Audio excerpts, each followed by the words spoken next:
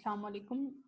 In our previous lecture of IT project management, we have discussed about project integration management, how it works throughout the life cycle, how project charter is developed in this, what is actually project charter, how it is beneficial for the project, how project management plan is developed, how that project management plan is beneficial for the project, how we have to do the project execution, which elements will be included in the execution of that project, how we have to monitor and control that project work to obtain the desired result, how we have to avoid the changes, how we have to do the changes if the changes are required, how we have to close the project after these after getting the successful results. In this lecture, we have to discuss about what actually a project is, what actually project is, why a project is developed. We have to discuss about stakeholders, we have to discuss about project deliveries, we have to discuss about project management, we have to discuss about the different organizations, how these organizations are linked with the project. First of all, we will discuss about project, what the project actually is. A project is a temporary attempt undertaken to create a unique product or service. Why we are calling it a unique and a temporary? We calling it we are calling it a temporary because in a way कि हमारे पास इसके एक definite beginning होगी, definite end होगा. We have to start the project in a given time period and we have to finish it in a given deadline. We have to achieve the deadline so that जैसे हमने कल अपने lecture में discuss किया था कि हमारे पास यहाँ पे इसकी different priorities होंगी. According to the project priority, we have to accomplish it within the given deadline. Now we are going to discuss about why we are calling it a unique. Unique means that the product or service is different in some distinction way from all the similar product or services. हमारे पास जितने भी product या services market में available हैं, हमारी जो product launch होने जा रही है, हमें उस product को unique होना है. Unique in a way कि जो भी हमारे पास जो उसके substitutes available हैं, हमें उस प्रोजेक्ट के उन सब्स्टिट्यूट्स को टारगेट करना है, हमें उनको ऑब्वियसली उनसे एक लेवल ऊपर जाना है. हमारे पास जो प्रोजेक्ट है कि हम उसको प्रोजेक्ट किस तरह से डिफाइन कर सकते हैं. यूनिक प्रोसेस है, कंसिस्ट कर रहा है हमारे पास different coordinated activities with start and finish dates. Obviously जब कोई प्रोजेक्ट हमारे पास स्टार्ट होगा उसमें एक स्टार्ट डेट होगी, एक हमारे पास एंड डेट होगी. We have to achieve the objective, main objective जो उस project को develop करवाने के लिए किया गया था. हमारे पास different specific requirements होंगी, उनके ऊपर maybe कोई specific constraint भी लगे हों. वो constraint time का हो सकता है, cost का हो सकता है. We have to achieve the constraints of time and cost in any case. If we are going to achieve these target, we cannot compromise on the quality. ऐसा नहीं होना चाहिए कि आप टाइम और कॉस्ट को अचीव कर लें और क्वालिटी पे कॉम्प्रोमाइज हो जाए. ऑपरेशंस हमारे पास जो डिफरेंट प्रोजेक्ट्स के हैं, यहाँ पे ये हैं कि हमारे पास प्रोडक्ट्स जो हैं वो टेम्परेरी होनी चाहिए और यूनिक होनी चाहिए. Okay, what the project actually is. Projects are undertaken at all levels of the organization. They may be involved a single person or many thousands. हमें उस project को develop करने के लिए हो सकता है कि different persons की ज़रूरत हो सकता है a single person can achieve the required results. Project may involve a single unit of one organization or may cross organizational boundaries as joint. हमारे पास जो भी रिजल्ट्स हैं उनको ऑब्टेन करने के लिए डिफरेंट ऑर्गेनाइजेशंस मर्ज भी हो सकती हैं, कुछ बाउंड्रीज भी सेट की जा सकती हैं. उसके बाद हमारे पास कुछ जो प्रोजेक्ट्स होते हैं उनके अंदर कुछ डिफरेंट क्रिटिकल कंपोनेंट्स होते हैं, बिजनेस स्ट्रेटजीज होती हैं हर ऑर्गेनाइजेशन की. We have to follow up these business strategies of that related organization. What a project is. A project, why we are calling it a temporary in different senses. First of all, why we are calling it temporary means that our project have a definite beginning and a definite end. When the project will be start, it obviously the time deadline will be given. We have to finish the project within given deadline. उसके बाद हमारे पास जब हमारे पास कोई भी एक project अपने objective को अचीव कर लेता है, हो सकता है उसमें से टाइम रहता भी हो, we can easily finish that project, उसको हम टर्मिनेट कर सकते हैं। हमारे पास टेम्परेरी का ये मीनिंग नहीं है कि हमारे पास लाजमी है कि जो ड्यूरेशन है वो शॉर्ट होनी चाहिए। हमारे पास ये प्रोजेक्ट की रिक्वायरमेंट्स के ऊपर डिपेंड कर रहा होगा कि हमारा जो प्रोजेक्ट है वो कितना ज़्यादा बड़ा हो सकता है। Like it can take 1 day और इट कैन टेक 1 ईयर। हमारे पास ये प्रोजेक्ट की रिक्वायरमेंट्स के ऊपर डिपेंड कर रहा होगा। Temporary does not generally apply to the products or services created by the project. Most projects are undertaken to create a lasting results. हमारे पास जब भी किसी चीज के फाइनल रिजल्ट्स ऑब्टेन हो जाएंगे तो हम उस प्रोडक्ट को टर्मिनेट कर सकते हैं। What is a project? Why we are calling it a unique product or service? हमने अब जो चीज़ डिस्कस की थी वो हमने डिस्कस किया था कि हमारे पास प्रोजेक्ट जो है वो टेम्परेरी किन बेसिस पे हम उसको टेम्परेरी कह रहे हैं। अब हमारे पास जो प्रोजेक्ट की एक फीचर है जिसमें हम उसको यूनिक सर्विसेज कह रहे हैं, हमने इस चीज़ को डिस्कस करना है। Why we are calling our product a unique product or service? Project हमारे पास जो है वो इन्वॉल्व कर रहा है something which has not been done before और विच इज देयरफॉर। हमारे पास जो भी प्रोजेक्ट की चीज़ हम प्रोडक्ट डेवलप कर रहे हैं उसको अपने सब्स्टिट्यूट्स जो उसके अवेलेबल हैं उनसे डिफरेंट होना चाहिए। Something should be different from the things which are already available in the market और the different organisations which are using. हमारे पास जो ऑर्गेनाइजेशन हैं वो जो यूज कर रही हैं उनके ऑनर भी डिफरेंट हो सकते हैं, उनके डिज़ाइन डिफरेंट हो सकते हैं, उनकी लोकेशन डिफरेंट हो सकती हैं, उसके डिफरेंट कॉन्स्ट्रेंट्स हो सकते हैं, उसकी डिफरेंट हमारे पास कंडीशंस हो सकती हैं। Something should be different.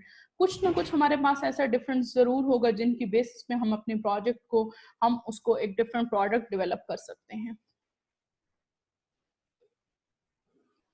Okay हमारे पास प्रोजेक्ट मैनेजमेंट क्या है? What actually project management is? Project management is basically related to the project development, how we are going to manage this project, each steps. हमने जो project develop करना है उसके each phase को हम किस तरह से स्टेप्स को मैनेज कर रहे हैं। प्रोजेक्ट मैनेजमेंट हमारे पास बेसिकली एक नॉलेज की एप्लीकेशन है, उसके अंदर डिफरेंट स्किल्स इंक्लूडेड होते हैं, डिफरेंट टूल्स हैं, डिफरेंट टेक्निक्स हैं। जो भी आपने प्रोजेक्ट के टारगेट को अचीव करने के लिए चीज़ें उसमें यूज हो रही हैं, लाइक नॉलेज यूज हो रहा है, स्किल्स यूज हो सकती हैं, या टूल्स यूज हो रहे हैं, या कोई भी टेक्निक यूज हो रहे हैं, उन सब को आपने किस तरह से मैनेज करना है। स्टेक होल्डर की जो एक्सपेक्टेशन है प्रोजेक्ट के सिलसिले में वो किस तरह से डिजायर्ड जो एक्सपेक्टेशंस हैं वो ऑब्टेन करनी है। हमारे पास मीटिंग स्टेक होल्डर किस लिए इम्पॉर्टेंट होती है, हम इस चीज़ को देखेंगे। हमारे पास जो स्कोप है, टाइम है, कॉस्ट है, क्वालिटी है, इन चीज़ों को किस तरह से हम कंपेयर कर सकते हैं। लाइक हम जो प्रोजेक्ट है उसका स्कोप हमारे लिए कितना ज़्यादा इंपॉर्टेंट होता है। First of all we have to check the scope of that project which we are going to build. We have to see the time duration which is given by the organization, whether we can complete that project in this given deadline or we cannot complete that project in the given deadline, whether we can achieve the project in the given cost. We cannot compromise on the quality, we have to achieve the quality in any case.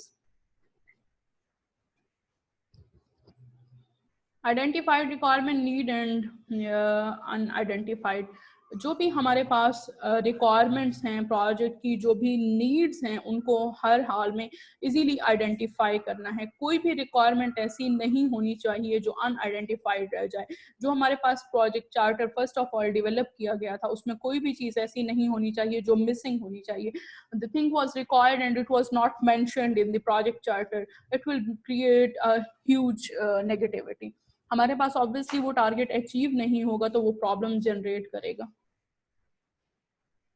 तो हमें हर हाल में जो भी चीज़ें required हैं, जो भी चीज़ हमें प्रोजेक्ट के अंदर चाहिए, स्टेक होल्डर की तरफ से डिमांड है, उसको हर हाल में एक रिटन फॉर्मेट में होना चाहिए, so that can no one can claim कि ये चीज़ इंक्लूडेड नहीं थी। हमारे पास उसके बाद जो भी स्टेक होल्डर साइड की एक्सपेक्टेशंस हैं उनका ख्याल रखना है कि वो चीज़ें डिलीवर होनी चाहिए in any case. What is project management? Project management को हम डिफरेंट सेंस में ले सकते हैं।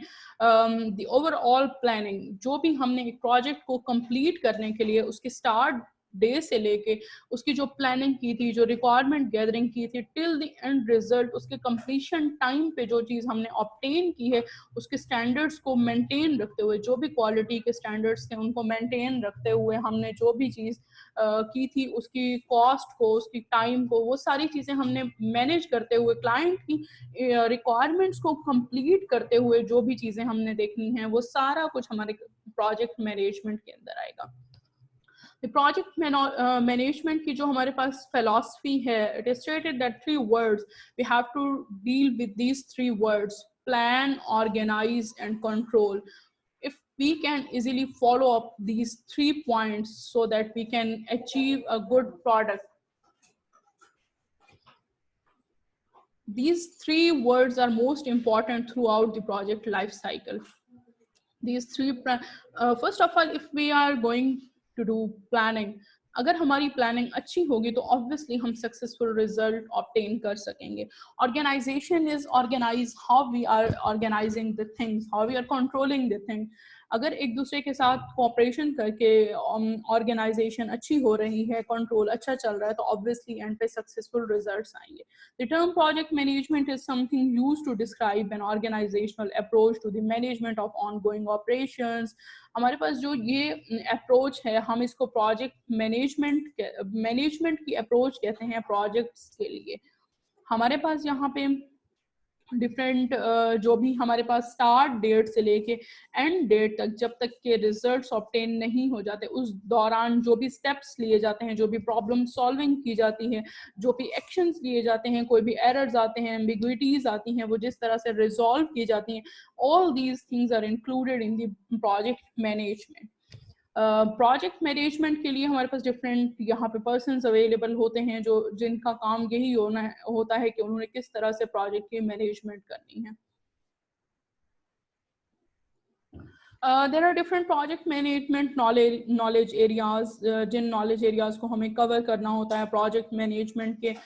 जो हमारे पास यहाँ पे नॉलेज की डिफरेंट प्रैक्टिसेस हैं, कंपोनेंट प्रोसेसेस हैं हमारे पास, वो हमारे पास डिफरेंट हमने उनको जो स्टैंडर्ड्स हैं उनको मेंटेन करते हुए टोटल 9 डिफरेंट नॉलेज एरियाज में डिवाइड किया गया है प्रोजेक्ट मैनेजमेंट के।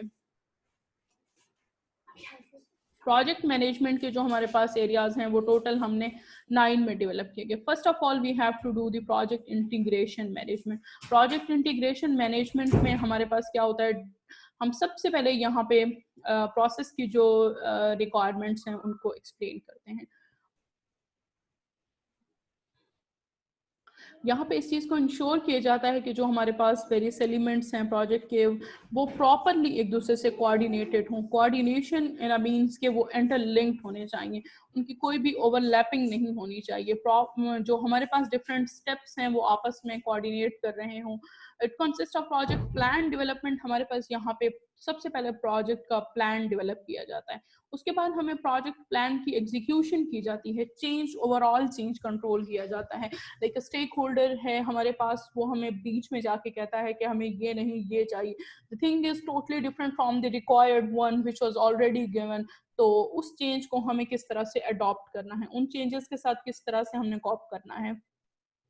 प्रोजेक्ट स्कोप मैनेजमेंट, हमने प्रोजेक्ट स्कोप मैनेजमेंट में इस चीज़ का मेक श्योर करना है कि जो हमारे पास चीज़ रिक्वायरमेंट आई है, जो काम हमने करना है, वो हमने किस तरह से, एक जो चीज़ हमारे पास मार्केट में अगर उसी तरह की अवेलेबल है तो उसकी यूनिकनेस को बरकरार रखते हुए किस तरह से हमने एक नॉवल चीज़ इंट्रोड्यूस करवानी है। Successfully we have to introduce a novel product, a novel service. हमारे पास ये नहीं होना चाहिए कि बाद में वो क्लाइंट कहे कि मेरे पास तो ये चीज़ ऑलरेडी थी, ये ऑर्गेनाइजेशन की ऑलरेडी यही चीज़ यूज़ कर रही है। और we have to cope these things. हमने यहाँ पे सबसे पहले प्रोजेक्ट को इनिशिएट करना है, उससे पहले ओवरऑल मार्केट के अंदर रहते हुए उसकी जो स्कोप है उसकी प्लानिंग करनी है, स्कोप की डेफिनेशन करनी है, स्कोप को डिफाइन करना है कि what we are going to achieve, what is our target, हमने किस तरह से इस चीज़ को अचीव करना है, हमने कौन सी चीज़ अचीव करनी है। how we have to achieve this thing, which thing is required, and when it will be achieved. These three points are most important throughout the project life cycle.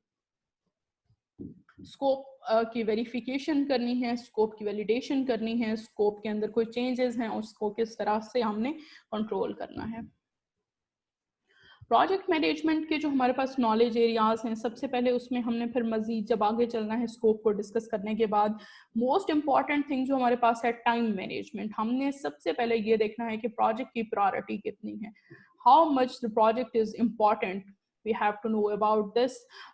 Then we have to discuss the time period, how much time is required to us and how much time is provided by the stakeholder. We have to do the comparison. If there is a minor difference between the deadlines, uske andar hum adjustment kar sakte hain. If there is a major difference तो हमें obviously time पे compromise नहीं करना चाहिए, हमें stakeholder को इस चीज़ पे लेके आना है कि वो time extend करे। अगर ये नहीं होना चाहिए कि हम उस कम time को accept कर लें और बाद में हम उस target को उस time duration के अंदर achieve ना कर सकें। प्रोजेक्ट कॉस्ट मैनेजमेंट, हमने जब भी कोई प्रोजेक्ट की अप्रूवल लेनी है बजट की, हमें एक रिसोर्सेज प्लानिंग से लेके हमें एक एक चीज़ तक उसकी कॉस्ट को काउंट करना है। अगर हमारी बीच में जाके हम कॉस्ट हमारी एक्सीड होने लग जाएगी या एंड पे जाके इवन कॉस्ट एक्सीड होने लग जाएगी तो ऑब्वियसली हम टाइम उस स्टेक होल्डर को कॉस्ट की एक्सटेंशन के बारे में क्यूरी नहीं दे सकते कि अब हमें कॉस्ट इंक्रीज करके दी जाए। We have to manage all these things. Project quality management, हमारे पास project quality management it is basically we have to achieve the target within the required or promised quality. हम जिस क्वालिटी का promise करते हैं हमें वही क्वालिटी एश्योर करनी है। हमें कोई भी क्वालिटी की प्लानिंग करने के लिए ये नहीं है कि क्वालिटी का प्रॉमिस कुछ और किया गया था और जो डिलीवरी थी वो कुछ और की गई है। We can not compromise on the quality.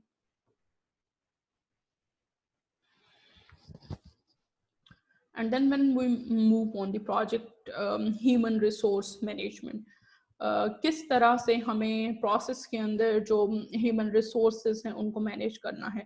Project के अंदर जो भी लोग काम कर रहे हैं, जिस तरह से वो काम कर रहे हैं, टीम के अंदर काम कर रहे हैं, स्टाफ की एक्विजिशन किस तरह से करनी है, किन बेसिस पे हमने टीम जनरेट करनी है, टीम जो जनरेट हो गई उनकी रोल्स और रिस्पॉन्सिबिलिटीज जो हैं उनको किस तरह से असाइन किया जाना है, जो काम उनके ज़िम्मे हैं उनसे वो काम किस तरह से गिवन डेडलाइन के अंदर वो हमने काम उनसे लेना है। The most difficult thing in this whole project life cycle is human resource management. अगर यहाँ पे एक दूसरे से cooperation नहीं होगी, even if a single person is not doing his work, तो वो obviously it will affect all these steps. अगर एक टारगेट अचीव नहीं हुआ गिवन डेडलाइन पे तो रिमेनिंग जो भी होंगे वो सारे उससे डिस्टर्ब हो जाएंगे। So we have to discuss these things with all the team members who are working in this project development phase. Project communication management. Project communication management is the most important phase in this whole project management phase. Why? Because हमें अगर कोई भी corporation नहीं होगी, team members की आपस में communication नहीं होगी, कोलैबोरेशन नहीं होगी, तो जाहिर है वहाँ पे डिस्टॉर्शन क्रिएट होगी। अगर यहाँ पे कोई भी इंफॉर्मेशन है वो मिसिंग रह जाती है, वो चीज़ रिक्वायर्ड थी और वहाँ पे मिस हो गई है डिलीवरी के दौरान, एक जगह से दूसरी जगह जब डाटा डिलीवर किया जा रहा था, कम्युनिकेशन के दौरान अगर कोई चीज़ मिस हो गई है तो ऑब्वियसली वो जो एंड रिजल्ट्स होंगे वो वही नहीं होंगे जो हमारे रिक्वायर्ड थे। Okay, then we have to do the project risk management. Project risk management के अंदर हमने सबसे पहले रिस्क की आइडेंटिफिकेशन करनी है कि हमारे पास इस प्रोजेक्ट के अंदर कौन कौन से रिस्क फैक्टर्स इंक्लूडेड हैं, कौन से रिस्क ऐसे हैं जो इस प्रोजेक्ट के अंदर आ सकते हैं, कौन से हमारे पास रिस्क हैं जिनकी एक एक्सपेक्टेड है कि ये हो सकता है। अगर वो उनमें से रिस्क आइडेंटिफिकेशन के बाद हमने उनका प्रॉब्लम सॉल्विंग करनी है कि अगर हमारे पास ये रिस्क आएगा तो इसको हमने किस तरह से डील करना है, how we have to cope with this risk, how we have to overcome this risk. हमने उस रिस्क को असरअंदाज नहीं होने देना अपने प्रोजेक्ट के ऊपर। ये नहीं होना चाहिए कि उस रिस्क की वजह से हमारा पूरा सिस्टम डिस्टर्ब हो जाए, हमारी टाइम डेडलाइन हमारी जो है वो डिस्टर्ब हो जाए। उस रिस्क फैक्टर को हमने किस तरह से डील करना है, ये चीज़ें भी हमारी ऑलरेडी डिस्कस होनी चाहिए कि हमारा कोई भी जो रिस्क आएगा उसका रिस्पॉन्स क्या होगा हमारे लिए, उसको हमने रिस्क को कंट्रोल किस तरह से करना है। All these things will be discussed before starting the project. उसके बाद हमारे पास है प्रोजेक्ट प्रोक्योरमेंट मैनेजमेंट। हमारे पास यहाँ पे जो चीज़ आ रही है, जो भी गुड्स और सर्विसेज आउटसाइड से हम अचीव कर रहे हैं वो किस तरह से हमने मैनेज करनी है। हमारे पास यहाँ पे जो भी प्रोक्योरमेंट प्लानिंग हो रही है, यहाँ पे हम कोई भी चीज़ें हैं जो सोर्सेज सेलेक्ट कर रहे हैं, जो चीज़ें हम आउटसोर्स कर रहे हैं, जो चीज़ें एडमिनिस्ट्रेशन लेवल पे हैं, या हमारी क्लोजिंग आउटसाइड टाइम तक कोई भी प्रॉब्लम्स हैं वो हमने किस तरह से रिजॉल्व करने हैं। उसके बाद हमारे पास यहाँ पे है प्रोजेक्ट के फेजेस क्या हैं। हमारे प्रोजेक्ट का जो लाइफ साइकिल है वो किस तरह से हमारा चलेगा। प्रोजेक्ट का जो लाइफ साइकिल है वो किस तरह से हमने चलाना है। प्रोजेक्ट की हमारी जो ऑर्गेनाइजेशंस हैं वो डिफरेंट किस तरह से हमारे स्टार्ट से लेके एंड तक हमने किस तरह से प्रोजेक्ट को मैनेज करना है। ऑर्गेनाइजेशन किस तरह से रिस्पॉन्सिबल होगी कि जो प्रोजेक्ट की क्वालिटी के कॉम्प्रोमाइज नहीं करना और जो चीज़ प्रॉमिस की गई थी वही डिलीवर की जा रही है। हमारी जो ऑर्गेनाइजेशन है जो इस चीज़ को बिल्ड कर रही है वो इस चीज़ पे असर अंदाज होती है कि आपने जो चीज़ प्रॉमिस की थी वो आप डिलीवर नहीं कर रहे। तो ऑब्वियसली ये हमारी ऑर्गेनाइजेशन का एक इम्पैक्ट होगा, तो इस चीज़ को हमने मेंटेन रखना है। ऑर्गेनाइजेशंस हमारी जो भी ये काम परफॉर्म कर रही हैं उसमें हमने डिफरेंट सेवरल जो हमारे फेजेस हैं उनके अंदर हमने डिवाइड कर देना है। हमारे पास जो भी फेज होगा डिफरेंट, उसको each and every phase will be handled by the separate person, separate team member. Her phase का एक अपना टीम मेंबर होगा जो अपनी रोल और रिस्पॉन्सिबिलिटी को निभाते हुए एक प्रोजेक्ट जो है सक्सेसफुली वो ऑब्टेन कर सकेगा, उसके जो एंड रिजल्ट्स हैं वो उनको ऑब्टेन कर सकेगा। हमारे पास यहाँ पे जो भी प्रोजेक्ट के फेजेस हैं वो लाइफ साइकिल होती है। प्रोजेक्ट के फेजेस कंप्लीट करने तक, प्रोजेक्ट के जो एंड रिजल्ट्स आने हैं वहाँ तक जो हमारी रिजल्ट आउटपुट नहीं आ जाती, जो भी लोग वहाँ पे काम कर रहे हैं वो सब उसके लिए रिस्पॉन्सिबल होंगे।